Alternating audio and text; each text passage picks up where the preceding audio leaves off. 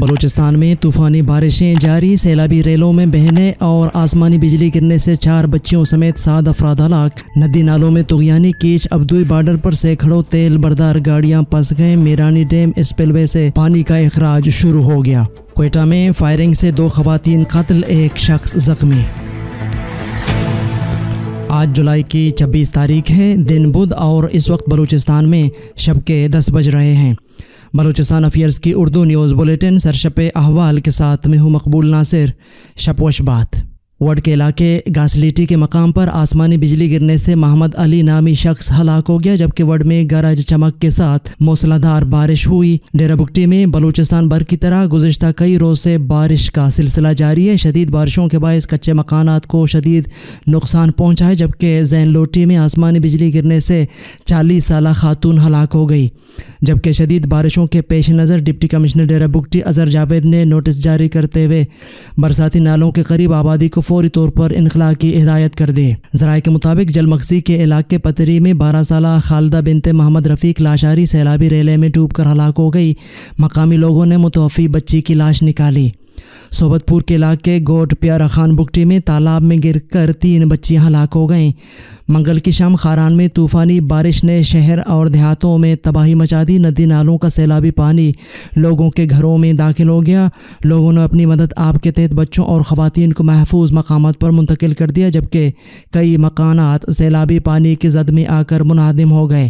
اس وقت شیلگ، جوجان، کلان اور پرانا گزی روڈ سمیت گڑمال کے علاقے میں سیلابی صورتحال ہے۔ اطلاعات کے مطابق کوہلوں میں بھی شدید بارشوں کی وجہ سے لوگوں کے املاک کو نقصان پہنچا ہے۔ ضلع کیچ کے سرحدی علاقے تگران میں طوفانی بارشوں سے ندی نالوں میں طغیانی آ گئی، راستے بند ہو گئے، جبکہ پھنسی ہوئی گاڑیاں سیلابی ریلے میں بہہ گئیں۔ کلک سے تعلق رکھنے والا شمبے نامی ڈرائیور ہلاک ہو گیا۔ ذرائع کے مطابق اس وقت سینکڑوں تیل بردار گاڑیاں تگران کے علاقے ابدوئی اور بارڈر کے دوسری جانب پہاڑی راستے بند ہونے کی وجہ سے پھنسے ہوئے ہیں، جبکہ ضلع کیچ کے مختلف علاقوں میں بدھ کی شام کو گرج چمک کے ساتھ موسلادھار بارش ہوئی ہے۔ حالیہ بارشوں کے باعث میران ڈیم میں دریائے نہنگ اور کلکور اور کیچکور سے آنے والے ریلوں کے نتیجے میں 244.22 فٹ پانی جمع ہو گیا ہے، جبکہ بدھ کی دوپہر سے ڈیم کے اسپل وے سے 231 کیوسیک پانی کا اخراج شروع ہو گیا ہے۔ ایکسین ایریگیشن میران ڈیم رضا سمد کے مطابق آج شام یا رات تک کیچکور کے سیلابی ریلے میران ڈیم میں گرنے کی توقع ہے، اس سے پانی کی سطح مزید بلند ہو سکتی ہے۔ ایکسین کے مطابق ڈیم میں اسپل وے سے پانی کا اخراج 244 فٹ پر پہنچنے کے بعد شروع ہو چکی ہے۔ نکاسی اسپل وے کے ذریعے بیک سائیڈ پر ہو رہی ہے۔ رضا سمد کے مطابق ابھی تک ڈیم کی صورتحال مکمل طور پر نارمل ہے، جبکہ آج شام یا رات تک اگر کیچکور سے پانی کے ریلے ڈیم میں آنا شروع ہوں تو پانی کا لیول کچھ بڑھنے کے امکانات موجود ہیں، تاہم اس کے باوجود بھی ڈیم کی پوزیشن مکمل نارمل ہے۔ مقامی ذرائع ابلاغ کے مطابق کوئٹہ کے علاقے سیٹلائٹ ٹاؤن منٹی مارکیٹ کے قریب رکشے میں سوار 2 خواتین کو فائرنگ کر کے قتل کر دیا گیا، جبکہ فائرنگ سے رکشہ ڈرائیور زخمی ہو گیا۔ ہب ندی میں کروڑوں روپے کی لاگت سے بنایا گیا متبادل راستہ سیلابی ریلے میں بہہ گیا۔ ہب کا کراچی سے براہ راست رابطہ منقطع۔ ہب کے شہری ایک مرتبہ پھر 4 کلومیٹر مغربی بائی پاس کا سفر کرنے پر مجبور۔ اس سلسلے میں گزشتہ روز ہب اور مضافاتی علاقوں میں بارشوں کے بعد پچھلے سال ٹوٹنے والے ہب ندی پل کی تعمیر کے لیے ہب کے شہریوں کے لیے کروڑوں روپے کی لاگت سے بنایا گیا متبادل راستہ نچلے درجے کے سیلابی ریلے سے بہہ گیا۔ ہب ندی میں بنایا گیا متبادل راستہ بہہ جانے سے ایک مرتبہ پھر ہب کا براہ راست کراچی سے رابطہ منقطع ہو گیا ہے۔ بلوچ اسٹوڈنٹس آرگنائزیشن کے مرکزی ترجمان نے اپنے ایک بیان میں کوہلو کے واحد پبلک لائبریری کی عمارت کو ضلع چیئرمین کا دفتر بنانے پر افسوس کا اظہار کرتے ہوئے اسے المیہ قرار دیا ہے۔ ترجمان بیوسو نے کہا ہے کہ کوہلو کا شمار تعلیمی حوالے سے پسماندہ ترین علاقوں میں ہوتا ہے، جہاں درجنوں تعلیمی ادارے بند پڑے ہیں، جبکہ اعلیٰ تعلیمی ادارے نہ ہونے سے نوجوانوں کا مستقبل ضائع ہو رہا ہے۔ کوہلو میں واحد پبلک لائبریری کی تعمیر سے طالب علموں میں امید کی کرن روشن ہو گئی تھی، لیکن انتظامیہ اور حکومت نے لائبریری کو ضلع چیئرمین اور وائس چیئرمین کا دفتر بنانے کا فیصلہ کیا، جو نہ صرف نوجوانوں کی حق تلفی ہے بلکہ کوہلو کے لیے تعلیم کے دروازے بند کرنے کی سوچی سمجھی سازش ہے۔ جان محمد دشتی عنقریب اہم پریس کانفرنس کرنے والے ہیں۔ پریس کانفرنس میں اہم سیاسی اتحاد کا اعلان کیا جائے گا۔ معروف بلوچ تاریخ دان، محقق، ادیب اور قوم پرست جان محمد دشتی کی قیادت میں بلوچستان نیشنل الائنس کے پلیٹ فارم سے سیاسی اتحاد کا اعلان متوقع ہے۔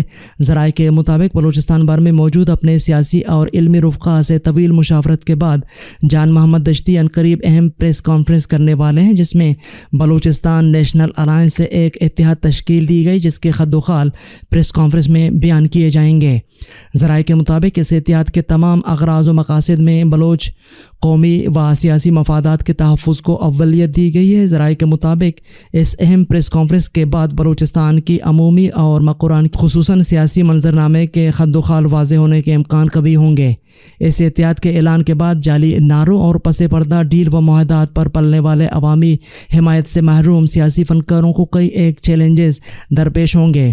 علمی اور ادبی حلقوں میں تمام چہرے روزے روشن کی طرح عیاں ہو چکے ہیں۔ کس نے بلوچی زبان اور اس کے اداروں کے خلاف سازشی منصوبے زبان مخالف لوگوں کے ساتھ مل کر بنائے، اور کن لوگوں نے بلوچی زبان اور ادب کے نام پر ڈمی ادارے تشکیل دے کر چند افراد کو نوازنے کا وتیرہ اختیار کیا۔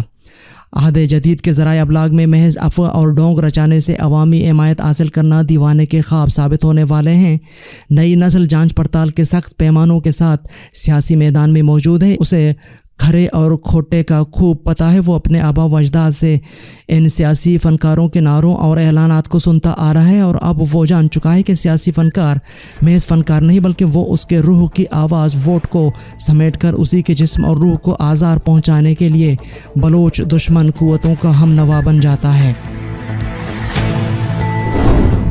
دن بھر کی اہم خبروں اور حالات حاضر پر مشتمل بلوچستان افیئرز کا ریڈیو نیوز سرشپ احوال، جس کو آپ ہر شب بلوچستان وقت کے مطابق رات 10 بجے بلوچستان افیئرز کا یوٹیوب چینل اور ویب سائٹ پر سن سکتے ہیں۔ اس کے علاوہ آپ ایپل، گوگل اور دیگر پوڈ کاسٹ پیج پر بھی ہمارے بلوچی اور اردو نیوز کے ساتھ ساتھ دیگر پوڈ کاسٹ مفت سن سکتے ہیں۔ عالمی اور علاقائی خبریں۔ خواتین ملازمین کی بغیر حجاب تصاویر شائع ہونے پر ایران نے ای کامرس کمپنی کا دفتر بند کر دیا۔ ایران میں حکام نے ملک کی سب سے بڑی ای کامرس کمپنی کے ایک دفتر کو بند کر دیا ہے اور اس کے خلاف عدالتی کارروائی کا آغاز کر دیا ہے۔ اس کمپنی نے اپنی خواتین ملازمین کی لازمی حجاب کے بغیر تصاویر آن لائن شائع کی تھیں۔ میڈیا رپورٹس کے مطابق ایران کی ایمیزون کے نام سے مشہور ڈیجی کلا نے ایک کارپوریٹ اجتماع کی تصاویر پوسٹ کی ہیں۔ حکام نے بتایا ہے کہ اس نے ضابطۂ لباس سے متعلق قوانین کی خلاف ورزی کی ہے۔ ان تصاویر میں متعدد ملازم خواتین نے سرپوش نہیں اوڑھا ہوا تھا۔ یہ کمپنی ماہانہ 4 کروڑ سے زیادہ فعال صارفین کی عامل ہے اور 3 لاکھ سے زیادہ تاجروں کی میزبانی کرتی ہے۔ ایران کے متنازع جوہری پروگرام کے نتیجے میں عائد کردہ مغربی پابندیوں کی وجہ سے ایرانی بڑی حد تک ایمیزون جیسے بین الاقوامی آن لائن خوردہ فروشوں سے کٹے ہوئے ہیں۔ الجزائر کے جنگلات میں لگنے والی آگ کے نتیجے میں 34 افراد ہلاک ہو گئے، جن میں 10 فوجی بھی شامل ہیں۔ عالمی خبر رساں ادارے کے مطابق الجزائر کے جنگلات میں ہونے والی آتش زدگی پر قابو پانے کے لیے 8000 فائر فائٹرز مسلسل مصروف عمل ہیں۔ ریسکیو کے دوران 1500 افراد کو محفوظ مقام پر منتقل کیا گیا۔ اتنی بڑی تعداد میں فائر فائٹرز کی انتک محنت کے باوجود تاحال آگ پر قابو نہیں پایا جا سکا ہے۔ ہلاکتوں کی تعداد 34 تک جا پہنچی، جبکہ 100 کے قریب زخمی ہیں۔ زیادہ تر ہلاکتیں خوفناک آگ میں جلس جانے کے باعث ہوئی۔ زخمیوں کو اسپتال منتقل کر دیا گیا، جہاں 1 درجن سے زائد افراد کو انتہائی نگہداشت کے وارڈ میں طبی امداد دی جا رہی ہے۔ پاکستان کی پارلیمان نے بدھ کے روز اپنے ایک مشترکہ اجلاس میں نگراں حکومت کو چند اضافی اختیارات دینے پر مبنی الیکشن ترمیمی بل 2023 کثرت رائے سے منظور کر لیا ہے۔ الیکشن ترمیمی بل 2023 در حقیقت الیکشن ایکٹ 2017 میں ترمیم پر مبنی ہے۔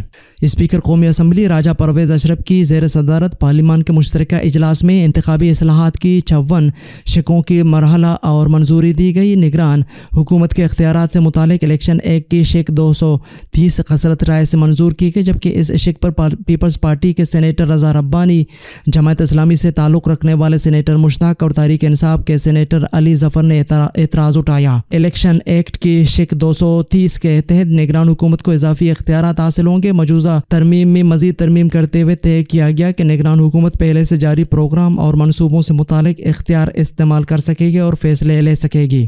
الیکشن ایکٹ میں جو دیگر ترامیم کی گئی ہیں ان کے تحت پریزائڈنگ افسر انتخابی نتائج ایک مخصوص وقت میں اور فوری طور پر الیکشن کمیشن اور ریٹرننگ آفیسر کو بھیجنے کا پابند ہوگا۔ ترمیم کے تحت پریزائڈنگ افسر الیکشن کی رات 2 بجے تک نتائج دینے کا پابند ہوگا اور اس میں تاخیر کی صورت میں تحریری طور پر ٹھوس وجہ بتانے کا پابند ہوگا۔ ترمیمی بل کے مطابق حلقہ بندیاں آبادی کے تناسب سے کی جائیں گی۔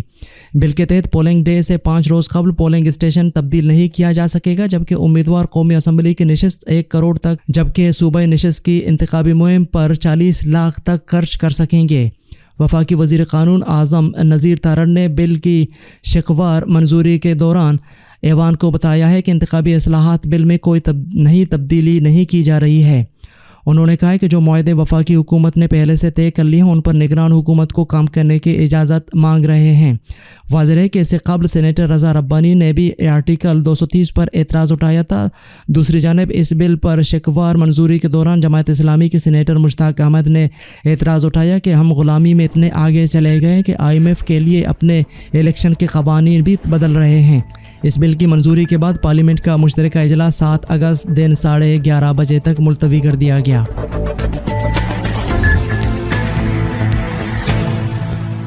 آپ یوٹیوب پر اردو نیوز بلیٹن شب 10 بجے اور فیس بک پر 10:30 بجے ملاحظہ کر سکتے ہیں۔ یہ تھے اب تک کی اہم خبریں۔ مزید خبروں اور اپڈیٹس کے لیے ہماری ویب سائٹ اور یوٹیوب چینل وزٹ کریں۔ اس بلیٹن کے ایڈیٹر تھے قمبر مالک بلوچ اور تکنیکی ایڈیٹر تھے عمر کریم بلوچ۔ مجھے بلوچستان افیئرز کی ٹیم کے ساتھ اجازت دیجیے۔ شب و شبات۔